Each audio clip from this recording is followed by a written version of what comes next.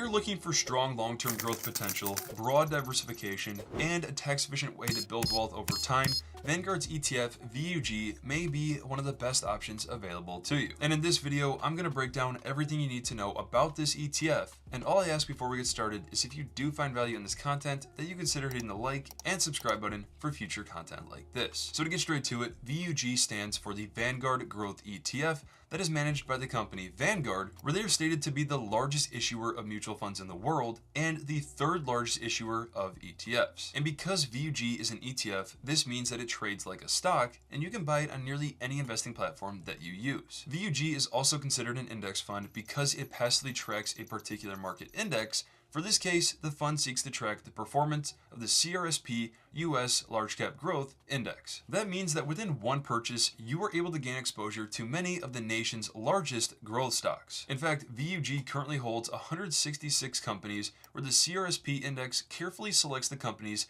based on growth metrics like future long-term growth in earnings per share, current investment to asset ratio, or return on assets that are just a few of the many variables that come into play. And just like many of the alternative growth funds, VUG is market cap weighted, which means that the larger companies hold even more weight in the fund. As you can see, the top holdings in VUG include companies you've probably heard of like Apple, Microsoft, and Nvidia, where those three alone make up roughly 30% of the entire fund. And largely because of the top holdings, roughly 57% of VUG is concentrated in the technology sector. So because VUG leans more heavily into the tech, this can make it more volatile, where the standard deviation of VUG is about 18%, where something like the broader market S&P 500 ETF VOO sits closer to 15.5%. But another great feature about VUG is that it is very tax efficient, where the dividend yield over the past 12 months is 0.46%, which is extremely low. To some, that might sound like a bad thing, but if you're investing in a taxable account, a normal brokerage account, for the long term,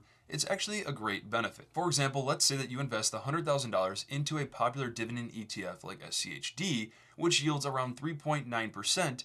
That's $3,900 added to your taxable income every year. But with VUG, that tax burden is just $460, and as your portfolio grows, the difference can become even larger. Check out this image where a $500,000 portfolio, even with a 1 to 2% tax rate, can cost you hundreds of thousands of dollars in long-term returns. Since learning that, I've really tried to prioritize low dividend, high growth funds in any of my long-term taxable accounts. And not just is it very tax efficient, but historically, VUG has achieved really strong returns for investors, where over the past year, it has returned 18.23%. Looking back over the past 5 years, its average was 17.1%. And over the past 10 years, it has averaged just over 15% per year. It's also worth mentioning that VUG's best year over the past 10 years returned almost 47%, and its worst year saw a drop of roughly 33% when compared to the S&P 500 that had the best year of 31% and worst year being down 18%. So like I said, there is more risk and volatility with a growth fund like VUG,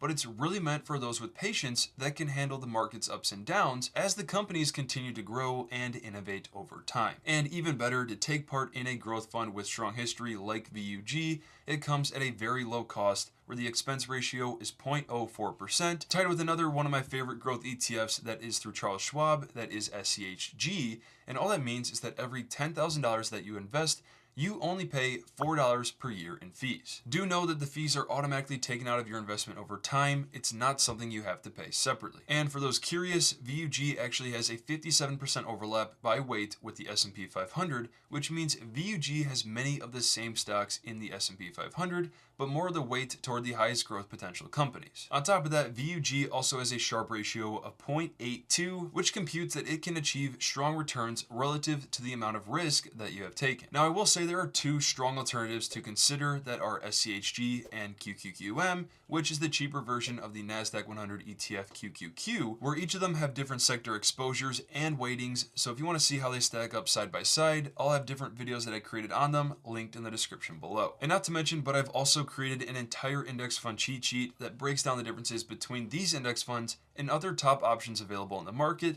so feel free to check that out as well. That is also linked in the description below. And as always, don't forget to hit the like, subscribe, and notifications button for future content like this.